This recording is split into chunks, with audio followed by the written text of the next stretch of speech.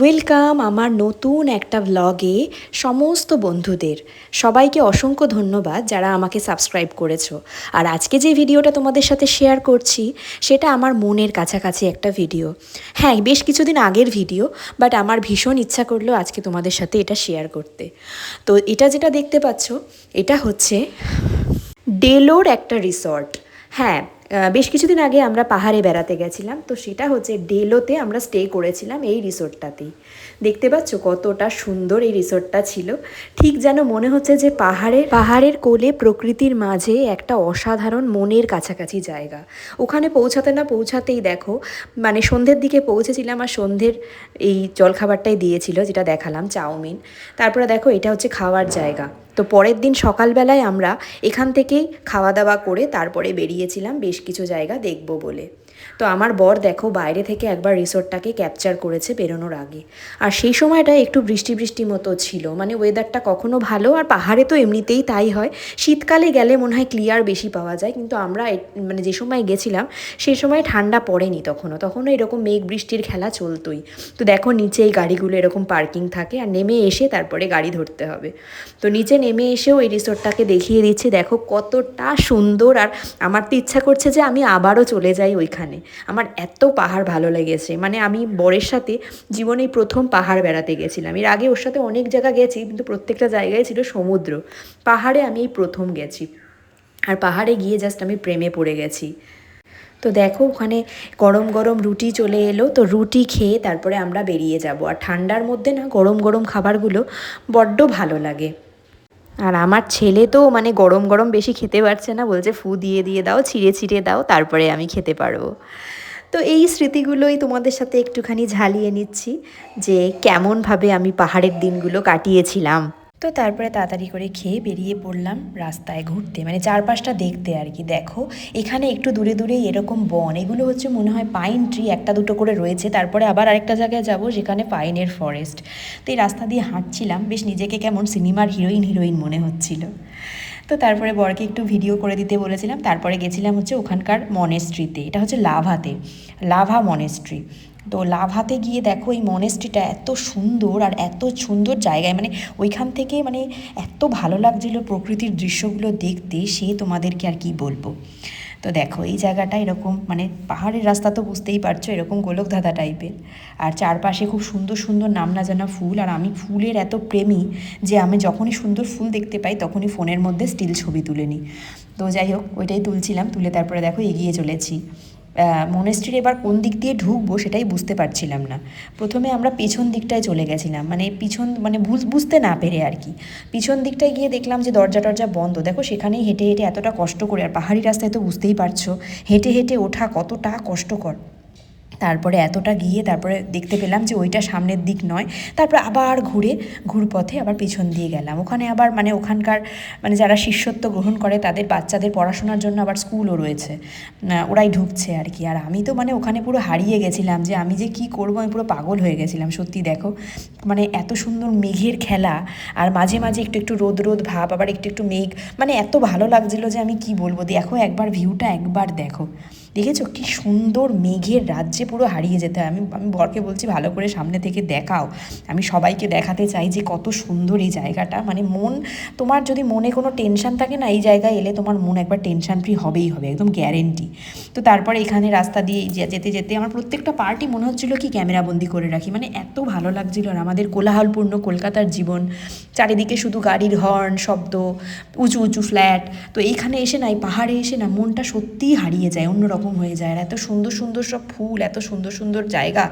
তো এই দেখো এটা হচ্ছে আমাদের ড্রাইভার দাদা, যে ড্রাইভার দাদাকে আমরা মানে পুরো লাভা ঘুরেছি, দার্জিলিং ঘুরেছি, কালিম্পং ঘুরেছি আর কি এই দাদার সাথেই। তো এইখানে আমরা উঠছিলাম দেখার জন্য যে অন্য কোনো পাহাড়ি ভিউটা ভালো যদি পাওয়া যায় আর একটু স্পষ্টভাবে, কিন্তু এত ফগ ছিল যে পুরো ভালো করে আমরা সমস্ত ভিউটা পাইনি। তো দেখো তারপরে ভেতরে ওপরে উঠছিলাম যেখানে আরও কিছু আছে কি না দেখার জন্য, তো সেটাই আর কি সিঁড়ি দিয়ে উঠতে উঠতেও ভিডিও করেছি। তারপরে ওখানকার না ডগিগুলো এত কিউট, আর আমার ছেলে তো ভীষণ অ্যানিমাল লাভার, ও ডগি দেখলেই খালি বলে মা ওর ভিডিও তোলো, তো সেটাই তুলেছি ওর মন রাখতে। তারপরে এই মনেস্ট্রির ভেতরে এবারে ঢুকবো, ভেতরে ঢুকিয়ে দেখবো যে মানে কীরকম কী। আর এই পাশটা হচ্ছে ওই যে বললাম যে ট্রেনিং দেয় ওই শিষ্যদের, সেইটা। আর এইখানে দেখো এখানটা এত সুন্দর, আর বৃষ্টি হয়েছে বলে দেখো মেঝেটা কেমন ভেজা ভেজা, মানে কুয়াশা তো কখনো ওই জায়গা মানে শুকনো হয় না, মানে ভেজা ভেজা ভাব থাকেই, কখনো রোদ কখনো মানে ছাতা সাথে সাথে রাখতেই হবে আর কি। তো তারপরে দেখো ওই মনেস্ট্রির ভেতরে জুতো খুলে প্রবেশ করতে হবে। তো ভেতরে তো গৌতম বুদ্ধ স্বয়ং বসে আছেন। আর ভেতরে ঢুকলে না যে কোনো মনেস্ট্রির দেখবে ভেতরে ঢুকলে না মনটা মানে কাম হয়ে যায়, একদম শান্ত হয়ে যায়, যেটা আমারও হয়েছিল। তারপর ওখান থেকে বেরিয়ে আমরা আবার একটা পাইন ফরেস্টে গেছিলাম। দেখো শুধু পাইন গাছ, আর ভেতরে কেমন মানে অন্ধকার পুরো একেবারে ভূতের সিনেমার মতন মানে পাইন গাছে। আর নিচগুলো এত পেছল না, খুব সাবধানে উঠতে হচ্ছিলো, যদিও আমরা অনেকটা উঠেছিলাম, কিন্তু লাস্ট অবধি কী ছিল সেটা আর দেখার আমাদের পায়ে অত জোর ছিল না। মানে একটুখানি উঠলেই না হাঁপ ধরে এমন অবস্থা হয়ে যায় যেন মনে হয় আমি 60 বছরের বৃদ্ধ, 70 বছরের বৃদ্ধ। তো দেখো ওপরটা কেমন ঘন জঙ্গল, আর তার উপরে কুয়াশা পড়েছে, আবার রোদও আছে হালকা হালকা, তো খুব সুন্দর লাগছিল আর কি। তারপরে দেখো আবার আমরা রুমে ফিরে এলাম, ফিরে এসে আবার এই জায়গাটা আমার এত মনে ধরেছে যে এই জায়গাটা তোমাদের বারবার করে দেখাচ্ছি। দেখো বৃষ্টি হয়ে গেছে, সেই জন্য চারিদিক কেমন জলে ভেজা, আর এখান থেকে পাহাড়ের ভিউটা এরকম কিছুটা দেখা যাচ্ছিল আমাদের হোটেল থেকে, মানে রিসর্টটা থেকে। তো তারপরে চলো আমি দেখাই তোমাদেরকে, এই যে এইটা ছিল হচ্ছে আমাদের রুমটা তোমাদেরকে একটু দেখাই ওরকম টাইপের। আর তারপরে দেখো রুম থেকে বেরিয়ে আবার আমরা খেয়ে দিয়ে বেরিয়ে পড়েছিলাম আশেপাশে দেখতে। তো সেখানে এসে একটুখানি কেতা মারছি, দেখো কি সুন্দর, দেখো একটুখানি সিনেমার গায়ে গান টানও করছিলাম, হাসি লাগছে এখন ভাবলে এসব কথা। তারপর আমার ছেলে তো ডগ লাভার বলেইছিলাম, এই ডগগুলোকে দেখে ও তো পুরো পাগল হয়ে যায়, দেখো আদর করছে কেমনভাবে। আর এই ডগগুলোও না ভীষণ কিউট আর ইনোসেন্ট, কি বলবো আর। তো তারপরে আবার দেখো এখানে আবার আমি কায়দা মারছি, শুধু কায়দা আর কায়দা, শুধু পাহাড়ে গিয়ে নিজেকে একেবারে পুরো রানী মুখার্জি ভেবে ফেলেছি মনে হয়। তারপরে দেখো এই যে কি সুন্দর ভিউ, এবার একটু পরিষ্কার হয়েছে তাই জন্য ক্যাপচার করেছি। দূরে পাহাড়গুলো সবসময় ফগেই ঘেরা থাকে। আমার মনে হয় এই সমস্ত পাহাড়ে বেড়াতে গেলে শীতকালটাই বেশি ভালো, সেই সময় রোদ থাকে তো বৃষ্টি হয় না, এতটা কুয়াশা থাকে না, নাহলে পরে এত কুয়াশা আমরা সব কিছু ভালো মতো দেখতে পাইনি। তাও এনজয় করেছি অনেকটাই। আর এই রাস্তা দিয়ে হাঁটতে হাঁটতে হাঁপ নিতান্তই ধরে যায়। আমার বরেটা যাচ্ছিল হনুমান মন্দিরে, যেখানে আমি যাইনি, আমি বলেছিলাম তুমি ভিডিওগুলো ক্যাপচার করে নিয়ে আসো।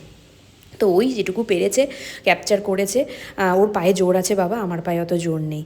তো দেখো উঠছি না, মানে ও উঠছিল আর কি, আমি তো যাইনি। তো উঠতেই দেখো এখানে এরকম মানে পতাকা রয়েছে, কতগুলো যে সিঁড়ি যেন বলেছিল আমাকে, 100 কতগুলো সিঁড়ি, সেই সিঁড়ি ভেঙে ওপরে উঠেই যেখানে একটা এরকম হনুমানজির ছবি মানে মূর্তি রয়েছে, মন্দির রয়েছে। তো সেটাই ও দেখছে, ওই একই টাইপের পাহাড়ের সমস্ত জায়গা না ওই একই রকমই হয়, শুধু প্রকৃতির সৌন্দর্য উপভোগ করো আর কি। তো সেটাই ও তুলেছিল আর কি। এখানে কিন্তু আমি যাইনি আর কি, আমি গাড়িতে বসে ছিলাম, আর আমার ছেলেও তাই, ওরও আর পায়ে জোর ছিল না, মা ছেলেতে গাড়িতে বসে গান শুনছিলাম। আর বর এসে ঘুরে এসেছে আর ভিডিও তুলে এসেছে হনুমান মন্দিরের। তো এটাই আর কি, ও সেটা তুলেছে, সেটাই তোমাদের সাথে শেয়ার করছি। সবটুকুই শেয়ার করলাম যখন, তো এইটুকু কেন শেয়ার করব না। এগুলোই হচ্ছে আমাদের ডেলোর আশেপাশে ছিলাম যখন, সেই দুদিনের মানে ভ্রমণ আর কি। আরও কিছু আছে, সেগুলো হয়তো অন্য কোনো ভ্লগে তোমাদের সাথে শেয়ার করব। তো অনেক পুরনো ভিডিও, আমার এখনও সব কিছু মনেও নেই, অনেক স্মৃতি হালকা হয়ে গেছে যে কবেকার গেছিলাম, কোন জায়গা কী ছিল, আর সব জায়গায় একই রকম তো মানে গুলিয়ে যায় আর কি। তো সেটাই তোমাদের সাথে শেয়ার করলাম। ভিডিওটা কেমন লাগলো সেটা অবশ্যই তোমরা জানিও, আর আমার বকবকানি তোমাদের কেমন লাগলো সেটাও জানিও, কারণ আমি কথা বলতে খুব ভালোবাসি, আর আমি আমার সমস্ত এক্সপ্রেশন, সমস্ত মনের কথা সব কিছু আমি ব্লগ বা ভিডিও এই আকারে তোমাদের সাথে শেয়ার করি। তো অবশ্যই পাশে থাকার জন্য সাবস্ক্রাইব বাটনটাকে প্রেস করে দিও।